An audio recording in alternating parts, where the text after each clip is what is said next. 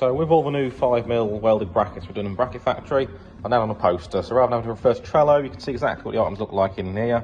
There's some notes about things, so like these ones here, the holes should not line up when you've got brackets, so obviously the holes there need to be on opposing sides. A couple of notes about they're all going to be powder coated in black, and I've just got the ID numbers for the sizes, so most of them are in 4" and 6". You've got the SKUs there, you've got an image. This should help answer a lot of questions about what these brackets actually look like. I've just found a quick space for it on the wall in welding now. Might be better off somewhere over there, but I'll let Hamish or Ryan choose where they want to go later on.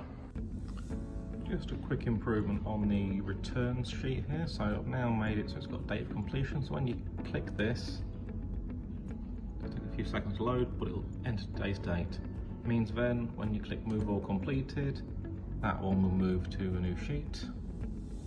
And when you come down to completed returns, you'll see at the edge here, it has pulled through the completion date as well. So that's just going to help Sarah with her job, and we'll have full visibility of when things were done.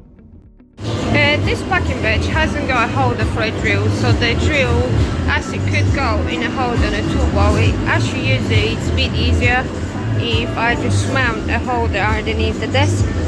So when you use and assemble things, you can actually put it out of your way.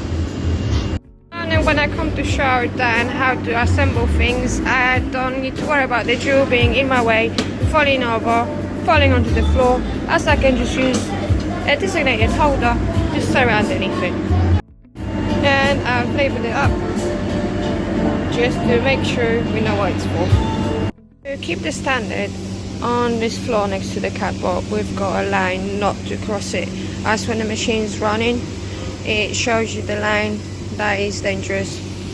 Such a thing is non-existent, and over here we bring pallets through now, which is a quite tight space to fit the whole pallet. So I'll put a line marking on the floor on which to avoid for people's safety.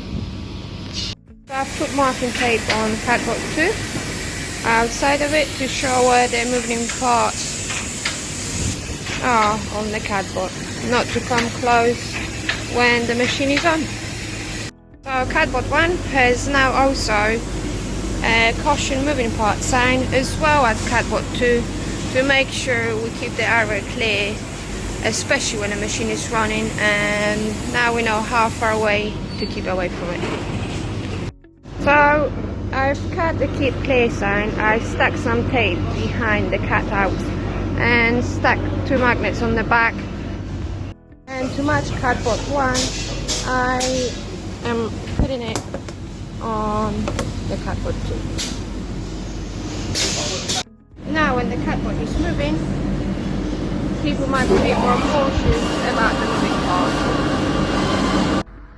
Cool, so the tool wall over by the studio had to keep being taken down.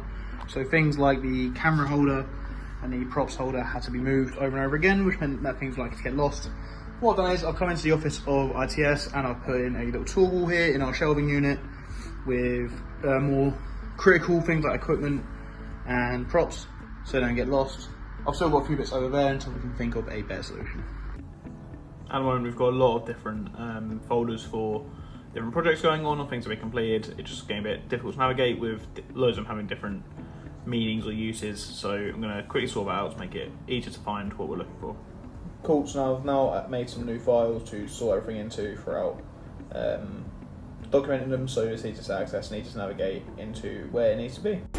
Like before, we used to put the 2183s and the 2522 cap brackets in the same box.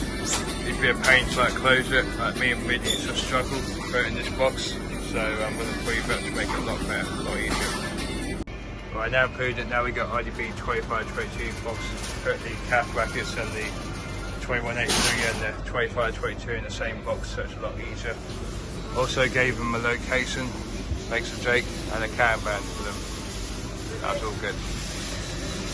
Thank you. So I've just been walking past the bracket racking, and I went to put this back to where it belongs, and I've noticed there's 2 nuts missing out of there, and obviously I didn't know if there should be any nuts in there at all. But when I've done that, look, they're all really loose. Well, that one's not. That one is. That one is. I pulled these out. Look at that.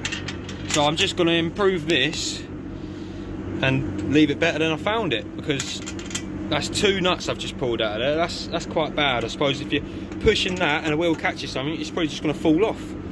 But right, this is the finished product. Nice and stiff, nothing rattling, nothing moving, all how it should be. Ah, I say that, as I say that, look, these 2 are still loose, so I wonder if I haven't got to put a washer on them or something, which might explain why they came loose in the first place. Let me just improve my improvement real quick. Thank you, everyone. So, quick improvement, I have already started, but these pieces didn't used to touch on this set of long nose pliers right here. So, I'm going to see if I can straighten them up quick.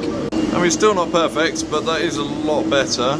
Thank you very much, Phil, for letting me borrow your vice. And yeah.